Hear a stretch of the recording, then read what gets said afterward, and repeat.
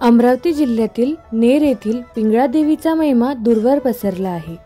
ही देवी विदर्भातील भाविकांचे श्रद्धास्थान आहे। ही देवी माहूरच्या रेणुका मातेचे प्रतिरूप आहे। या मंदिराची स्थापना केव्हा आणि कशी झाली याचा इतिहास कोणीही सांगू शकत नाही। त्यामुळे पिंगळादेवी हे स्वयंभू शक्तिपीठ असल्याची भक्तांची भावना आहे। अमरावती शहरापासून सुमारे 35 किलोमीटर अंतरावर असलेल्या एका टेकडीवर हे सुंदर मंदिर आहे।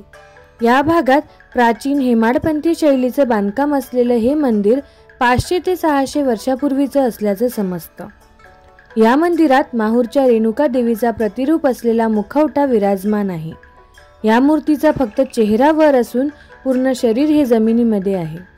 तसंच या मूर्तीच्या खाली विहीर असून या विहिरीतून ही स्वयंभू मूर्ती निघाली असल्याचं म्हटलं जातं। अमरावतीसह संपूर्ण विदर्भात लाखोंच्या संख्येने भाविक येथे दर्शनासाठी येतात।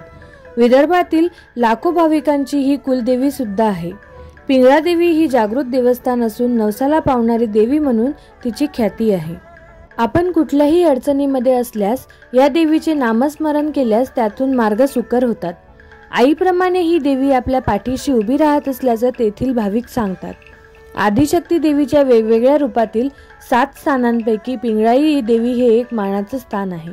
माहूरच्या रेणुका देवीच्या दिनचर्येप्रमाणेच या देवीची दिनचर्या असल्याची माहिती येथील पुजारी सांगतात। दर मंगळवारी आणि शुक्रवारी या गडावर भाविकांची मोठी गर्दी होते, तर वर्षातून एकदा चैत्र महिन्यात व नवरात्रीत देवीच्या गडावर मोठी यात्रा भरते।